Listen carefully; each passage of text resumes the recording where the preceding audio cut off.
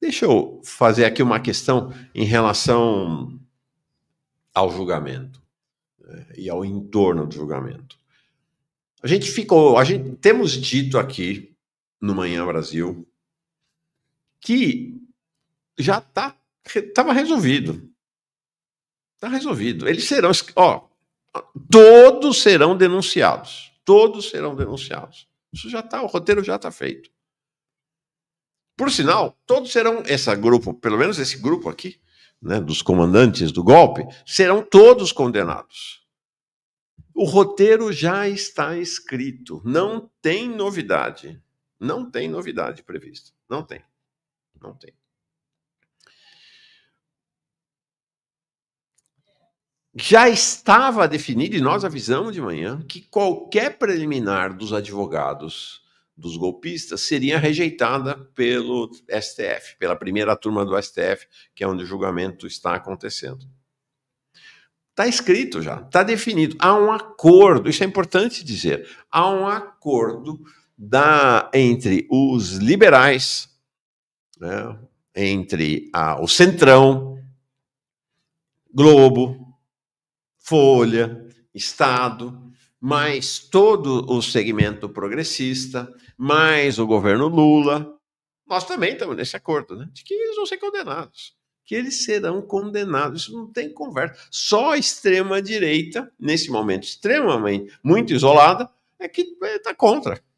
Então, existe um consenso político-social quanto ao qual vai ser o resultado do julgamento.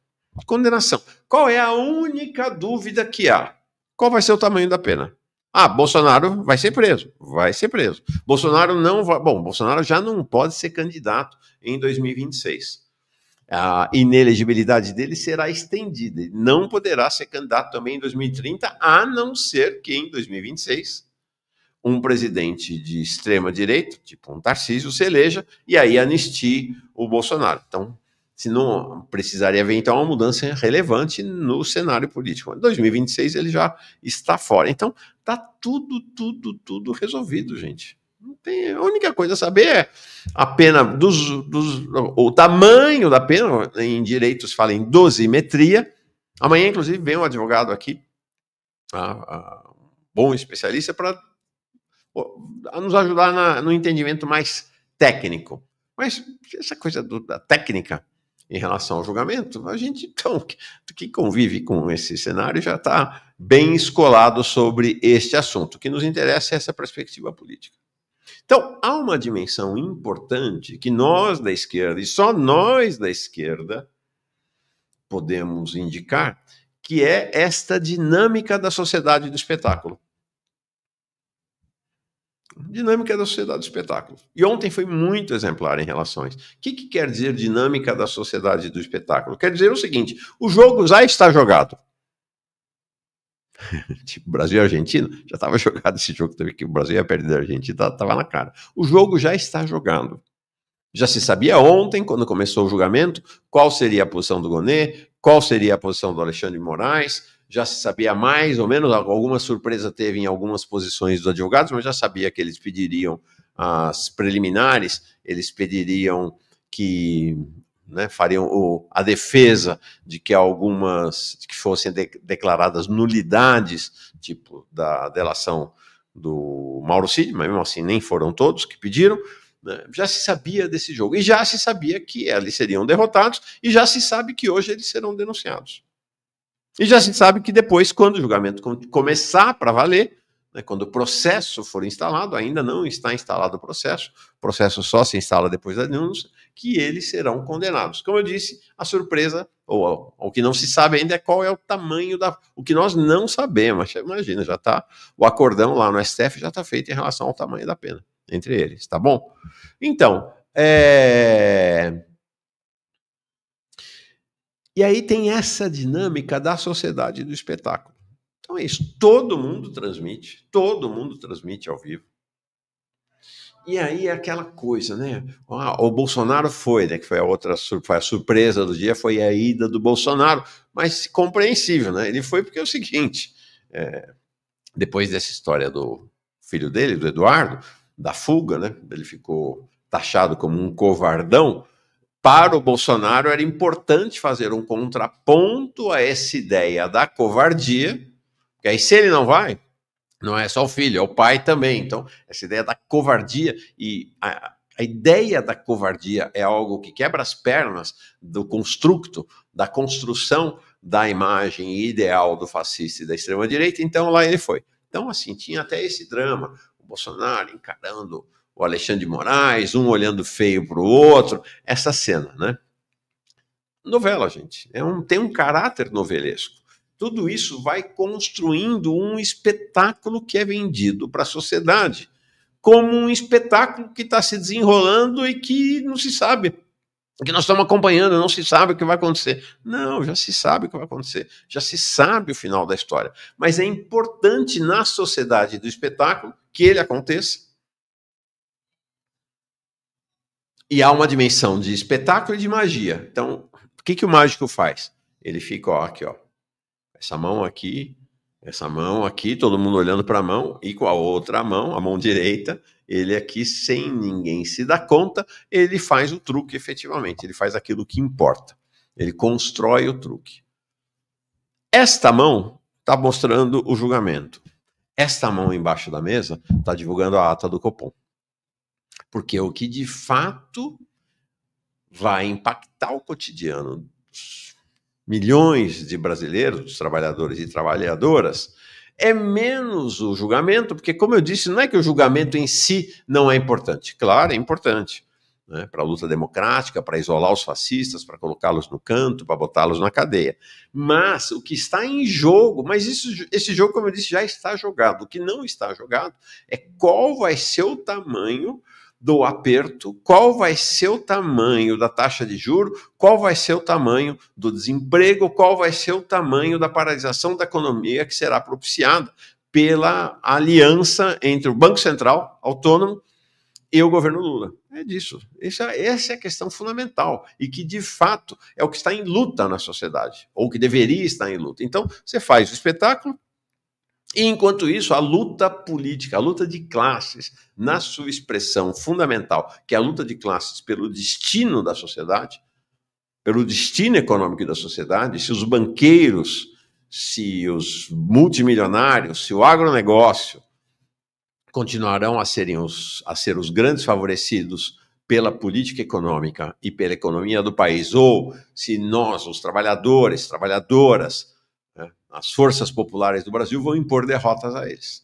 Então aí você solta a ata do Copom, que de propósito, olha que interessante, vamos olhar para a linguagem. A linguagem, por mais que tenha uma certa empolação na linguagem do tribunal, é tudo mastigado, é tudo muito simples, é tudo muito, todo mundo vai sendo esclarecido o que está rolando ali. A linguagem da ata do Copom propositadamente é feita de maneira que ninguém entenda, tão cifrada que ninguém entenda. Então, aquilo que de fato importa, está escondido, não tem destaque, não está em nenhuma manchete de nenhum desses portais. Nenhum desses portais. Fica ali embaixo acontecendo a sombra. Mas nossa função aqui, como portal de esquerda, é anunciar e denunciar isso. Vamos falar então tanto do julgamento, nesta perspectiva, quanto da ata do Copom. Fundamental. E quero conversar com o Eribaldo Maia sobre isso. Né? O Eribaldo Maia, que é o homem da filosofia, né? É o homem da ponte filosofia-cultura aqui no Farol Brasil.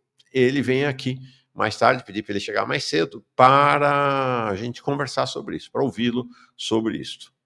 Então, vamos lá, vamos começar então com o julgamento. O que rolou ontem? Então, o que rolou ontem está aí. Achei legal essa montagem. Acho que aqui, não sei se foi na Folha ou no Globo que peguei, que foi a imagem que a gente viu ontem, né? Esse é o plenário. A gente tem atrás, ali, vocês estão vendo, tem o advogado do acusado, atrás é a plateia, onde estava o Bolsonaro, os outros advogados, gente que se credenciou para ir assistir, tá? Lá da primeira turma. Então, não é aquele cenário tradicional do plenário do STF.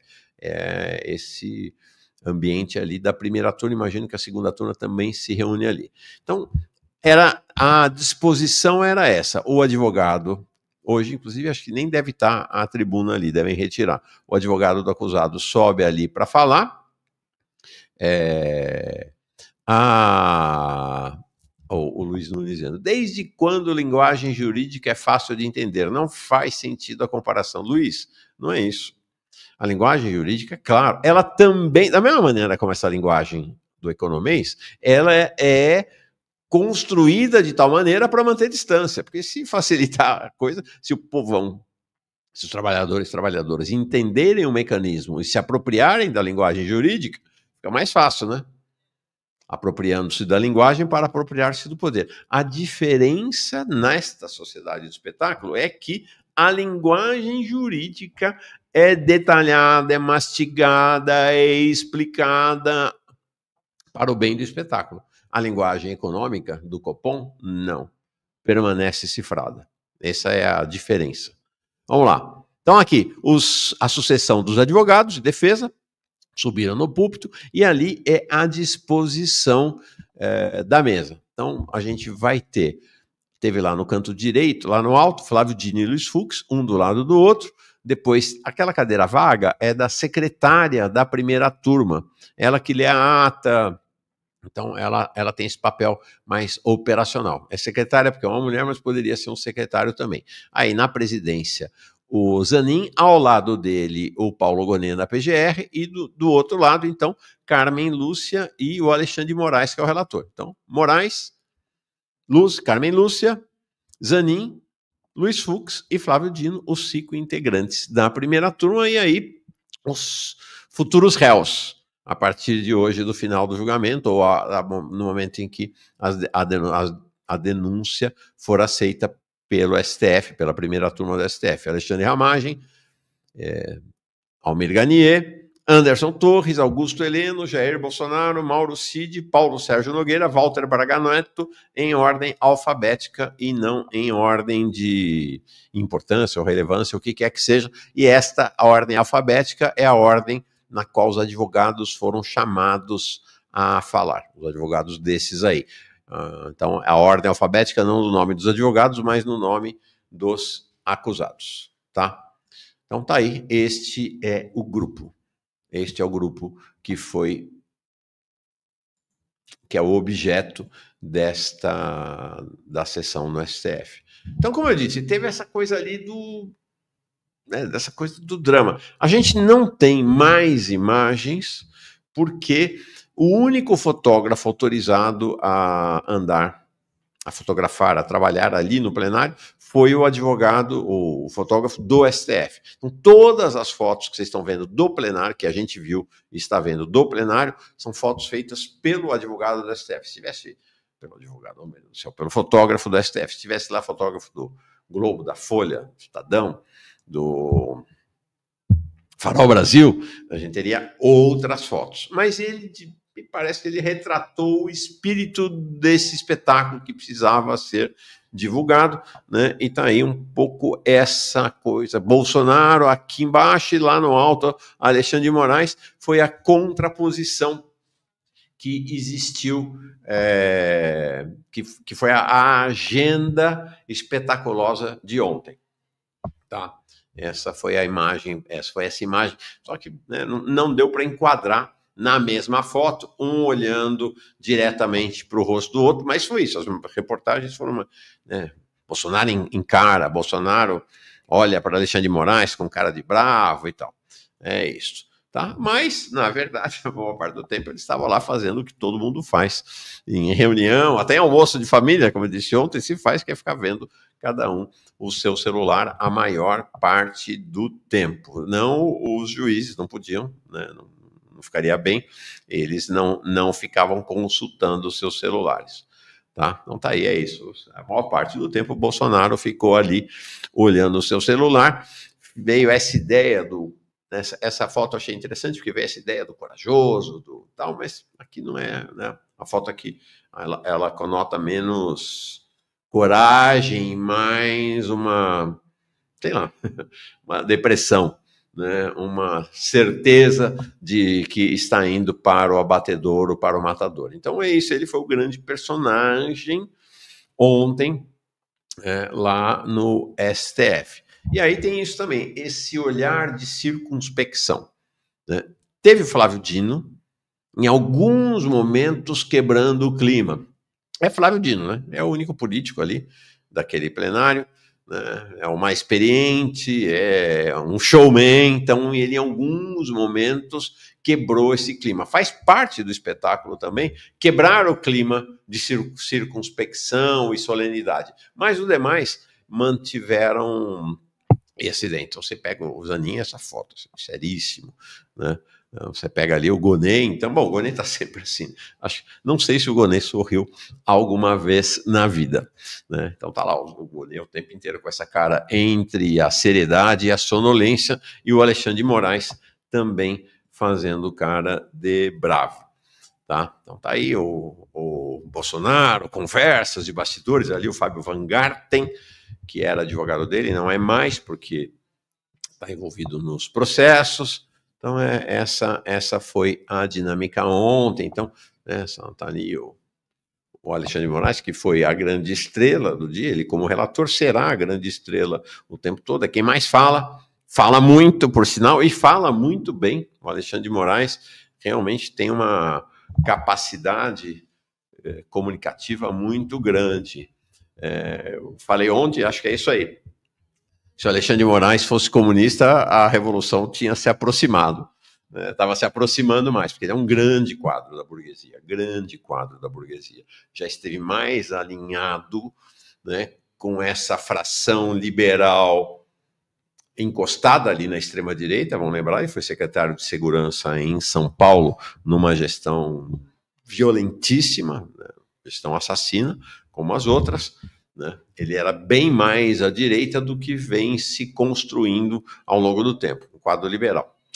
Se convertesse ao comunismo, de fato, seria, fico imaginando, Alexandre de Moraes e Jones Manuel e Flávio Dino, é outro, né? Flávio Dino foi comunista, mas sempre foi um comunista meio cor-de-rosa, né? E hoje nem isso, né? Não é mais, né?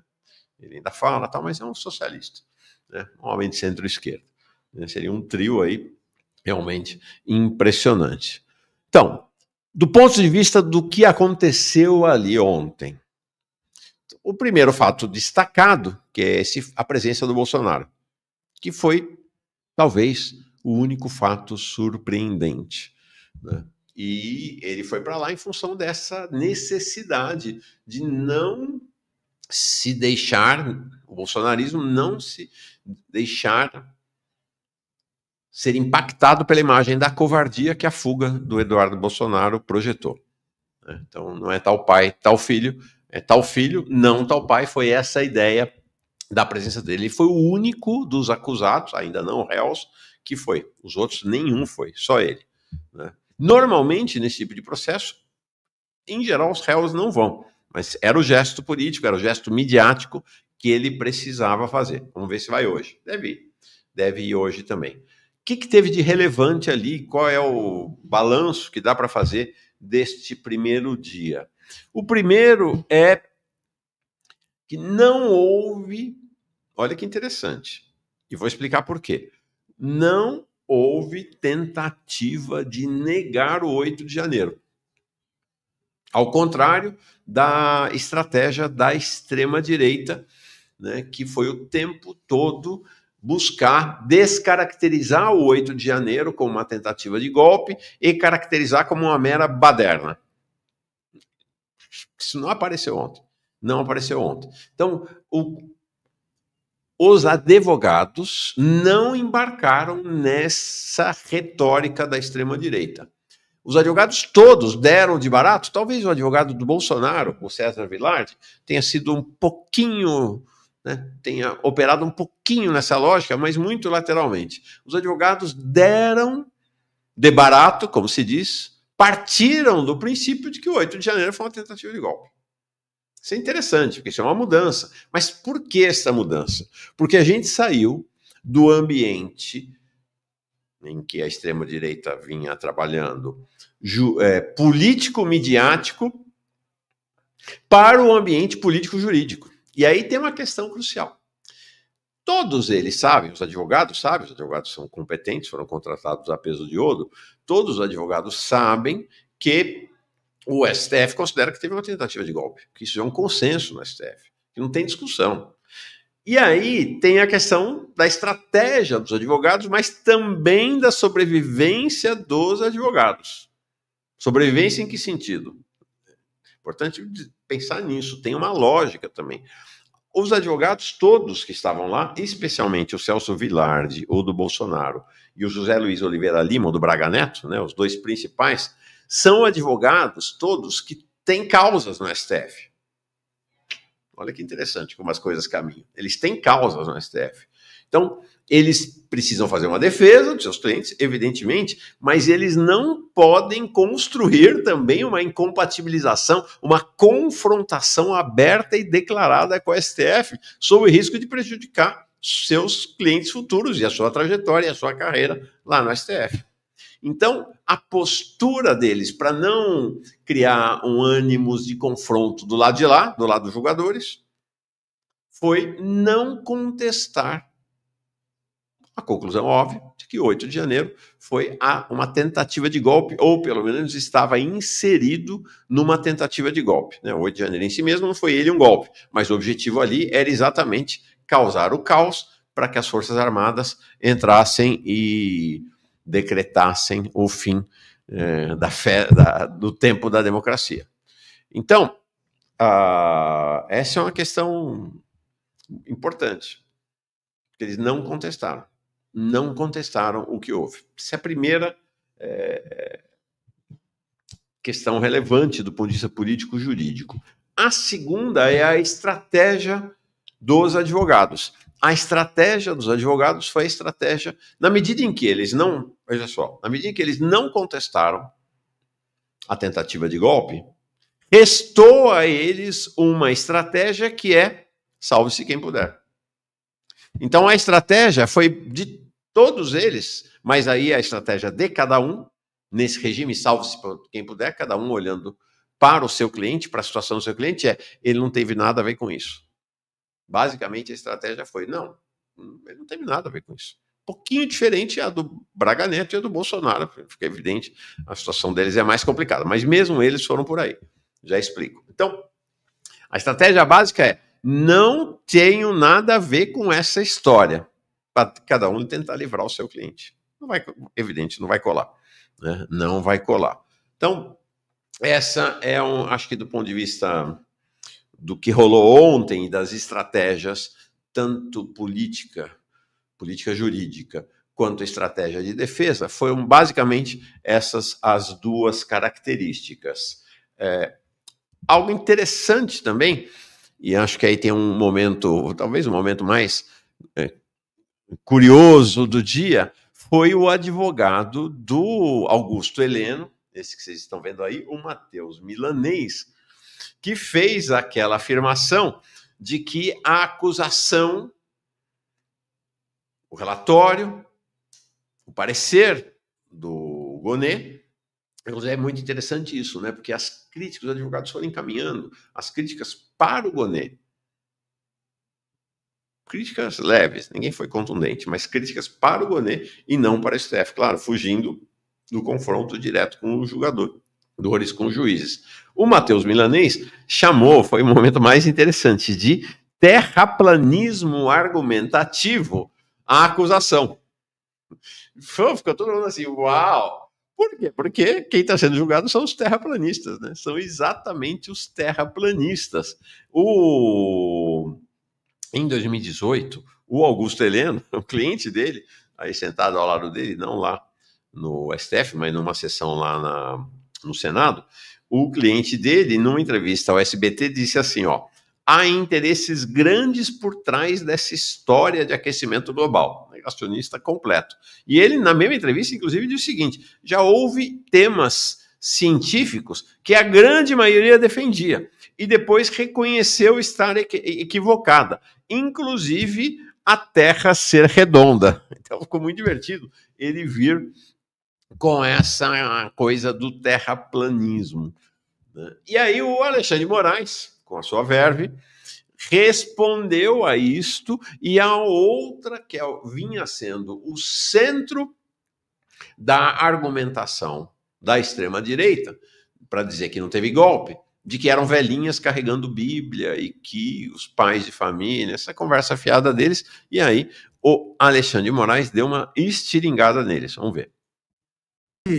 Presidente, para desfazer uma narrativa. Só quando ele fala presidente, todos eles se referem muito presidente, estão falando do Zanin, que é o presidente neste momento da primeira turma, vai ser sucedido no segundo semestre pelo Flávio Dino. Vamos lá. E eu aproveito aqui, presidente, para desfazer uma narrativa totalmente inverídica. Até um dos nobres advogados disse uma questão de terraplanismo. Aqui seria muito semelhante, se criou uma narrativa, assim como a Terra seria plana, o Supremo Tribunal Federal estaria condenando, abre aspas, velhinhas com a Bíblia na mão, fecha aspas, que estariam passeando num domingo ensolarado pelo Supremo Tribunal Federal, pelo Congresso Nacional e pelo Palácio do Planalto. Nada mais mentiroso do que isso, seja porque ninguém lá estava passeando, e as imagens demonstram isso, seja pelas condenações. Das 497 condenações, só 43 têm mais de 60 anos. Então, essa narrativa que se criou e se repete através de notícias fraudulentas, pelas redes sociais, fake news, de que são mulheres, só mulheres, e mulheres idosas. É totalmente mentirosa. Mulheres são 32% condenadas, homens quase 70%, e, como eu disse, somente 7 pessoas condenadas com mais de 70 anos. Tá aí. Então, foi essa, acho que esse foi um momento ali, talvez um momento mais interessante do ponto de vista do debate e dessa...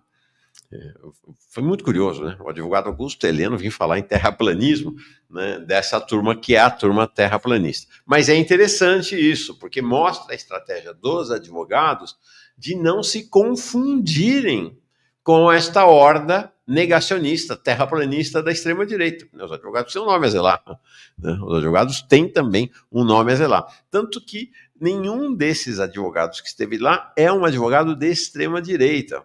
Nenhum deles. Os advogados de extrema-direita foram colocados à margem, pelo menos na cúpula. Vai ter advogado de extrema-direita para alguns dos clientes quando a gente for descendo no escalão. Tá? Então, acho que esses foram aspectos bastante relevantes. Um outro aspecto que diferenciou a defesa é a defesa do Garnier, do almirante Garnier, ex-comandante da Marinha. A defesa dele foi feita pelo advogado o Anderson Torres. O Anderson Torres foi senador. Em 2012, o Anderson Torres foi cassado do Senado, ele é lá de Goiás, foi cassado por estar envolvido no esquema do Carlinhos Cachoeira, o bicheiro mais importante lá de Goiás, no esquema de máquina caça-níquel e tal, foi cassado em 2012 por quebra de decoro parlamentar. Ele era procurador de Goiás, voltou à procuradoria, hoje é advogado, é um advogado milionário. Uma curiosidade é que de todos os advogados que estavam lá, né, pelo menos 3, o Anderson Torres, o Celso Vilardi e o José Luiz Oliveira Lima, são frequentadores desta cúpula institucional da justiça, tá? Gente vai encontra em festa, encontra em restaurante. Existe uma relação, né, dessa elite do judiciário, do pessoal do Poder Judiciário, da Justiça, vamos dizer assim, do Poder Judiciário, pessoal do Supremo e tal, com o Ministério Público, o PGR, e com os advogados top. Tá? Então, isso acontece especialmente esses 3. O Anderson Torres, inclusive, é amigo pessoal e também um católico de extrema-direita. Desculpa. Como Gonet, amigo íntimo do Paulo Gonet. Tá? É isso aí. E aí, qual foi a estratégia dele, que não é uma estratégia inusual, é uma estratégia comum, uma estratégia jurídica comum em julgamento. A estratégia dele foi tentar, não vai conseguir, porque isso já está resolvido, já foi equacionado isso entre as Forças Armadas e o STF, né? Eu falei, Anderson Torres, putz, gente, pelo amor de Deus, desculpa, Demóstenes Torres, né? Estava aqui com o nome dele na cabeça, mas como tem outro Torres, que é o Anderson Torres, confundi. Desculpa, gente, Demóstenes Torres, perdão. Demóstenes Torres, obrigado pela correção. Tá? Fiquei aqui, estava na cabeça, falando Demóstenes na cabeça, mas pronunciando o Anderson Torres, desculpa. Então, qual foi a estratégia do Demóstenes Torres, o advogado do Garnier? Foi a de tentar, que é uma estratégia, não é uma estratégia incomum, trazer para o processo outros que o advogado e seu cliente consideram que foram partícipes da mesma ação. Vamos combinar, ele tinha razão, mas foi pego aí na contramão pelo acordão entre o STF, o governo, as Forças Armadas. Então, o que ele disse e trouxe evidências para isso? É que não foi só o cliente dele que participou, não foi só o almirante Almir Garnier que participou. Ele foi o mais destacado. Mas os outros dois comandantes tiveram participação também. O comandante do Exército, o Freire Gomes, comandante do Exército na época do Bolsonaro, né? E o comandante da Aeronáutica, o brigadeiro Carlos de Almeida Batista Júnior. É isso. Que são vendidos pela mídia liberal, pela mídia progressista, pelo governo, pelo Ministério Público. Tá, isso está lá na denúncia, tá? Lá atrás no parecer do Gonê, tá? E pelas Forças Armadas como verdadeiros heróis, que eles teriam evitado o golpe cascata. Né? O que aconteceu com eles é que, diferentemente do Almir Garnier, que foi mais ousado, esses dois usaram a mesma estratégia, que é uma estratégia comum aos militares. Tem militar corajoso? Obviamente tem. Como tem policial corajoso, como tem comunista corajoso, mas há uma coisa interessante na Constituição do militar, e quanto mais eles vão subindo para a cúpula, que a coragem vai desaparecendo, eles vão ficando covardões, né? A cúpula militar brasileira, especialmente, é muito covarde, né? Muito. E aí, qual é a lógica? Isso aconteceu em 64 também. A maior parte, mesmo que esses comandantes, o Freire Gomes, o Batista Júnior e outros, desejassem o golpe, eles só adeririam depois que o golpe tivesse bem sucedido. É o que aconteceu em 64. Foram pouquíssimos os comandantes que se mobilizaram na primeira hora. O Olímpio Mourão saindo lá de Juiz de Fora, o resto fica em cima do muro. E só vai pular do muro para um lado ou para o outro depois que a parada está decidida. É o que aconteceu. Então, mas enfim, claro, nesse sentido estabelece uma diferença. O Almir Garnier, nesse sentido, foi mais corajoso que os outros, né? Ele assumiu e foi para frente, falou que ia botar a tropa na rua, etc. Por isso que ele entrou pelo cano. Então, a tentativa do Demóstenes Torres foi a de trazer os outros dois comandantes para o processo. Fracassada, não vai conseguir, isto não acontecerá porque o acordão está feito, tá? Outra característica dos pedidos, da postura dos advogados, né? Contestar o julgamento na primeira turma, né? Primeira turma eles vão levar de 5-0 ou 4-1, muito provavelmente 4-1, vamos falar do Fux logo mais, para o plenário, onde eles imaginariam ter uma melhor condição. Já tem 2 bolsonaristas lá, e mais o Fux, enfim, eles imaginam que teriam uma melhor condição. Então foi contestar que o julgamento acontecesse na primeira turma, sob o argumento de que o foro, né, a instância onde presidente e ex-presidente deve ser julgado, onde presidente deve ser julgado, Bolsonaro, é no plenário. E aí o Alexandre de Moraes fulminou dizendo, não, isso vale para se o presidente está em exercício. Processo de impeachment e outros processos. Se o presidente não está em exercício, ele não tem nenhuma garantia de que o juízo natural dele será no plenário, e aí houve uma alteração no regimento do STF, as regras mudaram já há alguns anos, tem a primeira turma para os casos criminais, que é esta primeira turma, tá? Então, quem de fato, o Demóstenes, mais uma vez, foi o advogado que mais destacadamente entrou nesse assunto, que mais destacadamente foi para cima. Outro tema que dividiu os acusados, porque na medida em que ninguém contestou que houve uma tentativa de golpe, ficava difícil tentar derrubar a delação premiada do Mauro Cid.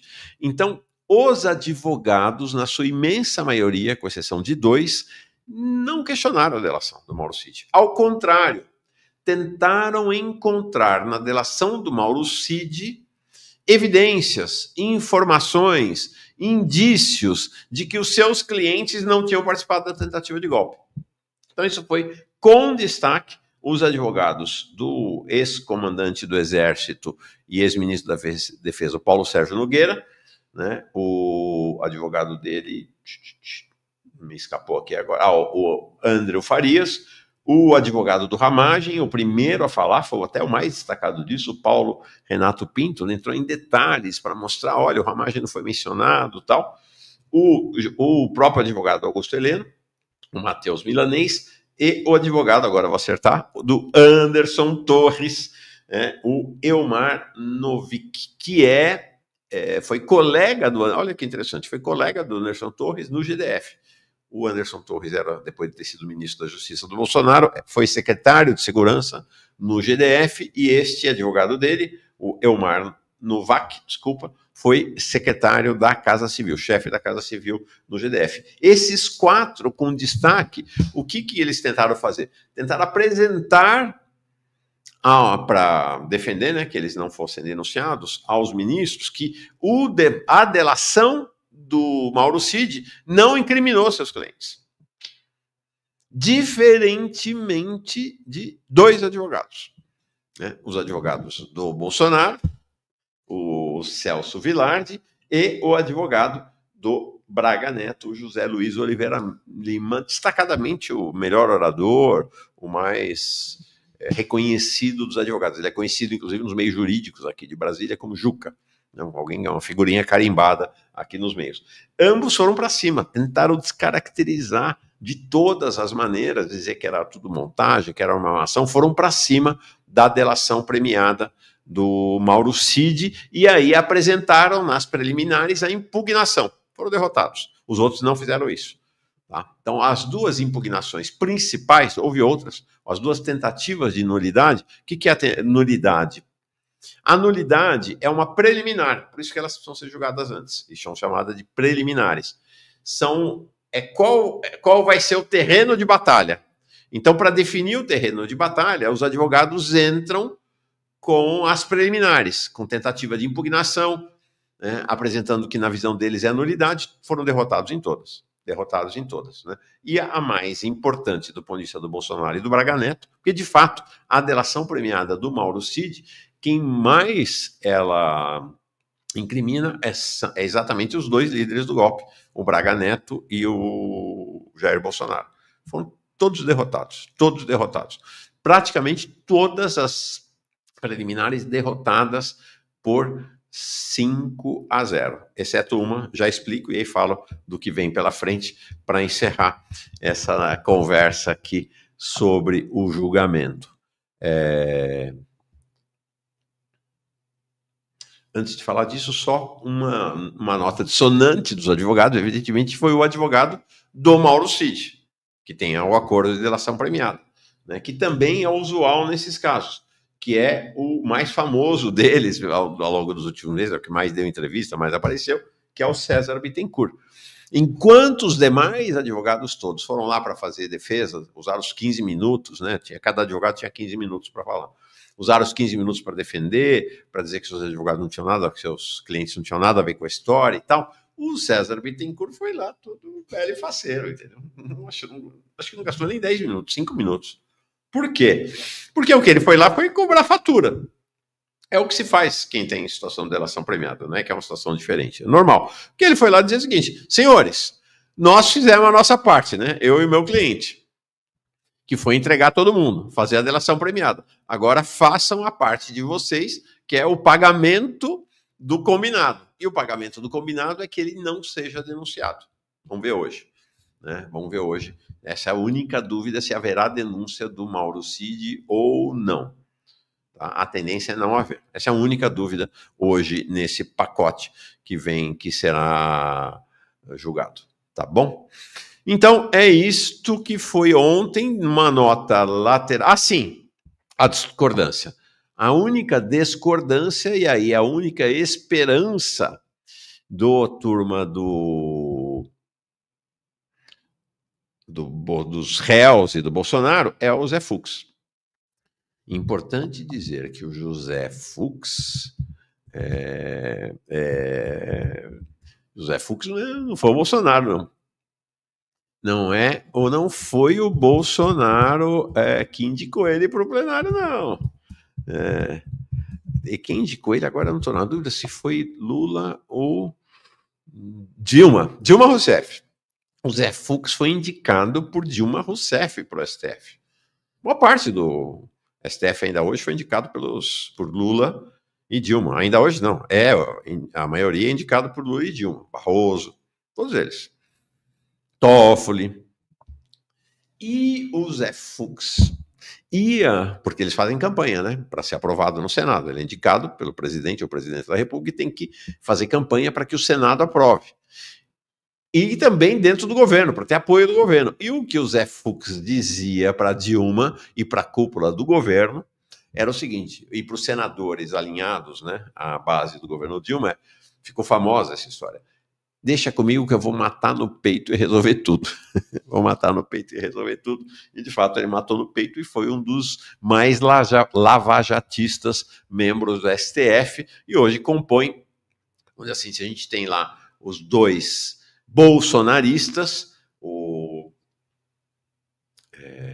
Nunes Marques e o André Mendonça, nós temos um terceiro que está na fronteira entre os da extrema-direita e os da direita, que é exatamente o Zé Fux. E aí ele vai ser, provavelmente, a única voz dissonante ao longo dos julgamentos todos. Tá? Então, é ele que vai ser. Então, nós tivemos ontem. Não vai ser tudo 5-0, não. Vai ter placar Brasil e Argentina.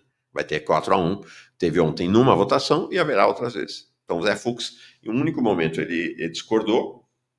Do restante, ele também não vai ser um bolsonarista, ele não vai ser um Nunes Marques, um André Mendonça, ele não vai ficar lá discordando de tudo, ele vai escolher as batalhas dele e a maneira como ele vai sinalizar. E qual foi a batalha que ele escolheu, na qual ele foi derrotado 4-1, é que ele concordou com o pedido dos advogados de defesa para que o julgamento fosse transferido da primeira turma para o plenário do STF, tá? E foi derrotado. É isso aí. Tá bom? E ele também, ele votou pela manutenção da delação do Mauro Cid, mas na sua intervenção, ele fez críticas ácidas à delação. Tá? Ele falou, não vou votar contra, mas meteu o pau na delação. Eu acho que esse é um bom cenário do que foi o julgamento ontem. Espero que tenha dado para esclarecer e da perspectiva com a qual nós aqui no Manhã Brasil, no Farol Brasil, e me parece que é a perspectiva de esquerda. Tá? Amanhã teremos um advogado aqui para explicar mais as tecnicalidades. O Antônio Macruz vai estar aqui com a gente. Vai ser bem interessante a conversa com ele. Tá? Bom, vamos lá. Aqui o Adriano Nunes Brito falando do velho Saldanha, né? Nosso eterno técnico da seleção brasileira, tá? Que ele é conterrâneo, João Saldanha, conterrâneo de quem? De Mário Quintana e Pereio, o ator César Pereio. Rita Santos, acertada a decisão de transmitir o julgamento aqui pelo canal, né? Obrigado, Rita. com análise do julgamento. No comunismo não vai ter julgamento burguês, vai ter gulag, trabalho forçado. Pronto, pronto, falei. Felipe Machado chega como novo membro aqui. O Nathan Candrol, membro por 3 meses. A ódio de classes não se acalma com maracujá. Rumo ao socialismo. É isso aí, gente. Eribaldo, vamos falar de Brasil e Argentina. Vamos falar de Brasil e Argentina, sim. O cara sofreu. Apostou no Brasil aqui, ó. Não acha que eu esqueci, não. Apostou no Brasil ontem aqui de manhã. Eu falei algum nome, eu e os nomes. O Caio falando aqui. Luiz Fux, Mauro, quer dizer que eu falei errado o nome dele, mas é obviamente Luiz Fux. Falei errado, perdoe-me. O Sebo Encantado do Cordel, dizendo do Rio Grande do Norte, não sabia que tinha começado a greve lá, sabia que ia começar. Rio Grande do Norte em greve dos educadores, levando chicotada do governo do PT. Vou tentar saber mais disso para amanhã, tá bom? E aqui o Thiago tirando uma também do Jones. Jones mostrou que sabe pouco de futebol. Eu não sei, não vi se o Jones estava achando que o Brasil ia ganhar também. Será? Bom, não. Luiz Fux indicado pelo Lula? Não. Luiz Fux indicado pela Dilma. Tô vendo aqui quem tá falando. Deixa eu ver.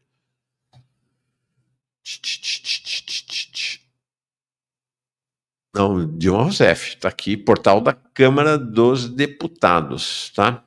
Foi indicado para o STF por Dilma Rousseff e tomou posse em março de 2011, já governo Dilma Rousseff, tá, Geraldo? É Dilma mesmo, tá bom? Chamem o pastor Berloffa para bater um papo, tá aí, legal, não sei quem é o pastor Berloffa, mas tá a dica, tá feita a dica. Vambora.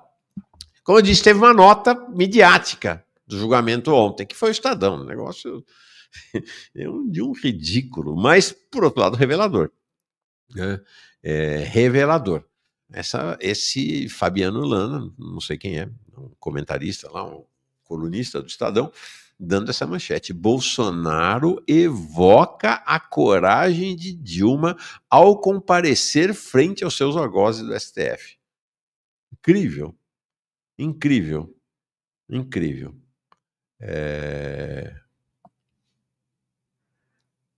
Incrível essa coisa do Estadão, né? Criminosa.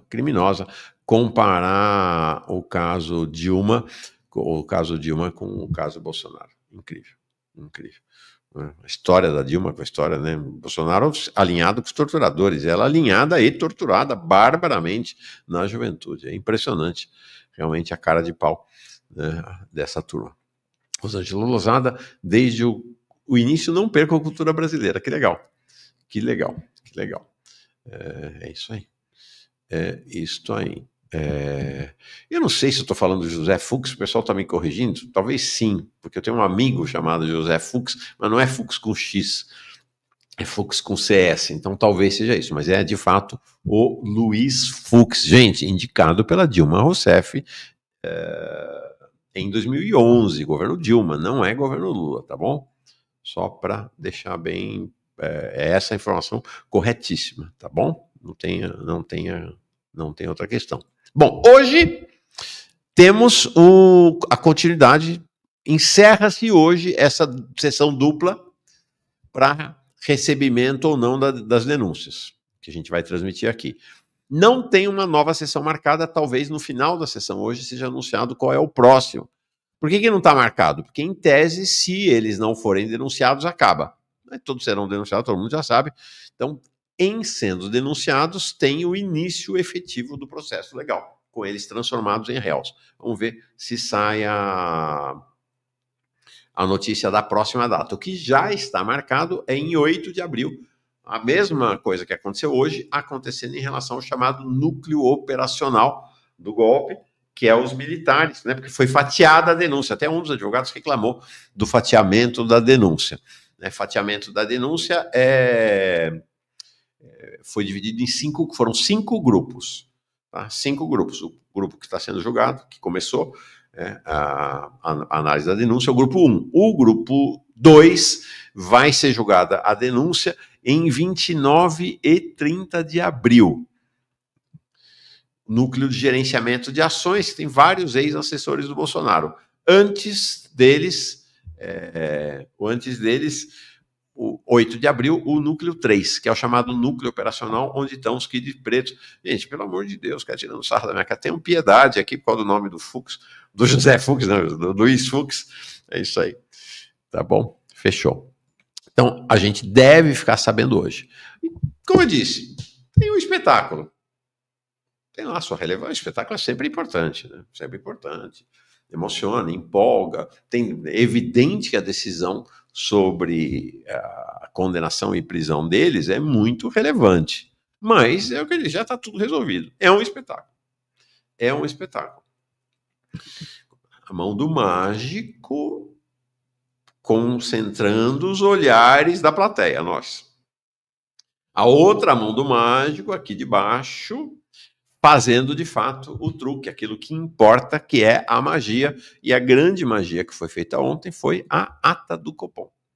Teve reunião do Copom semana passada, que levou a inflação para 14,25, e ontem saiu a ata do Copom. O que é a ata do Copom? É porque quando é divulgada a decisão em relação à taxa de juros, sai uma nota curta.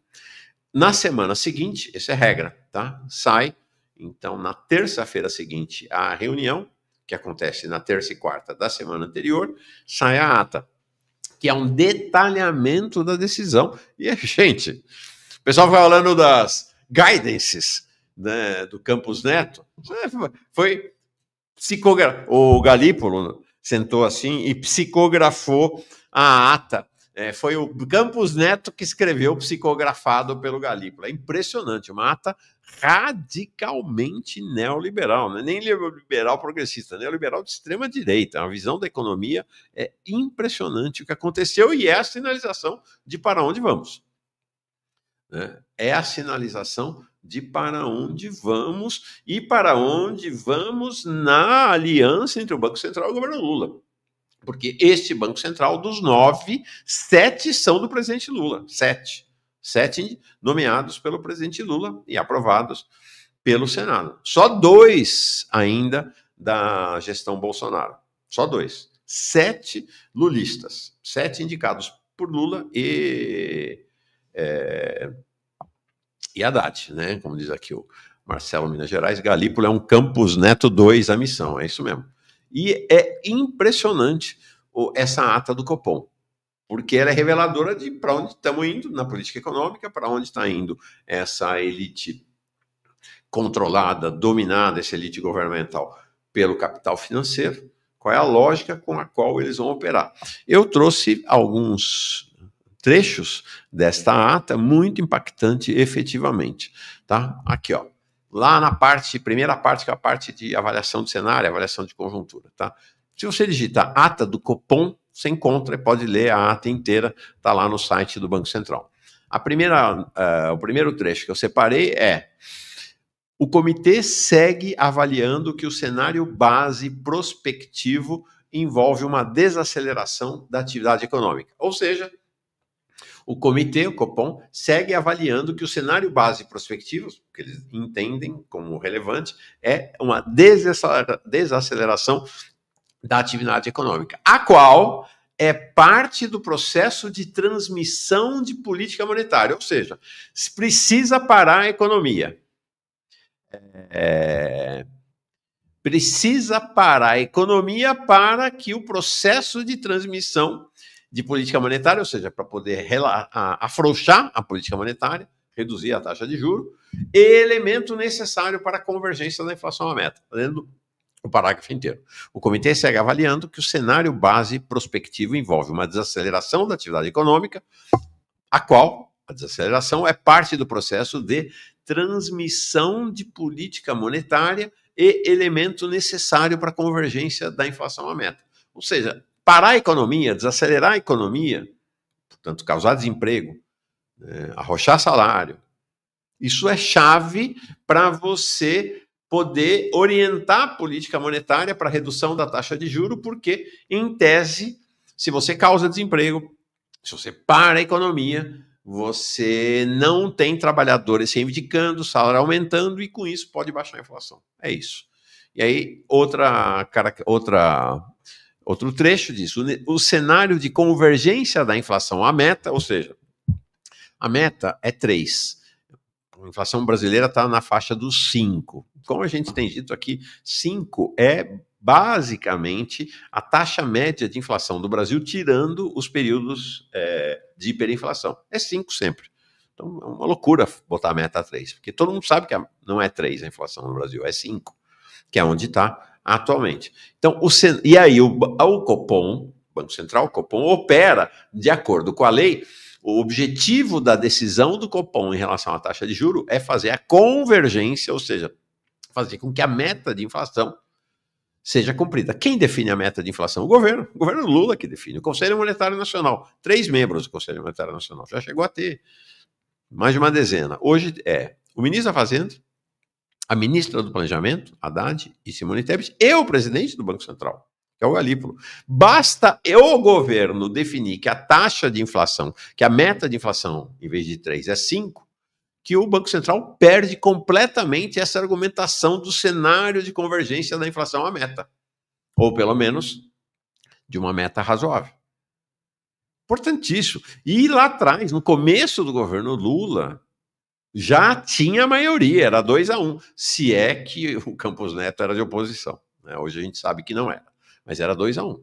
Tá? Então, o cenário de convergência da inflação à meta torna-se mais desafiador, claro, é 3% a meta, com expectativas desancoradas para prazos mais longos. Ou seja, a expectativa que importa para eles, que é a expectativa do chamado mercado financeiro, a expectativa lá do Boletim Focus, que quem responde é basicamente Faria Lima e um pouco do pessoal da Febraban, né? Então elas estão desancoradas, ou seja, elas não estão convergindo para a meta. A expectativa de inflação não é 3%, a expectativa é 5%. Tá? Então, o cenário de convergência da inflação, a meta, torna-se mais desafiador com expectativas desancoradas para prazos mais longos e exige uma restrição monetária maior e por mais tempo do que outrora seja apropriado. Ou seja, vai longe a elevação da taxa de juros. E aí, dois itens da conclusão da nota diz... Né, que é o que o Banco Central vai fazer, né? O cenário mais recente é marcado por desancoragem adicional das expectativas da inflação. Então, segundo eles, o mercado, os bancos de investimento, corretoras, acham que a inflação vai ser maior do que os 3%.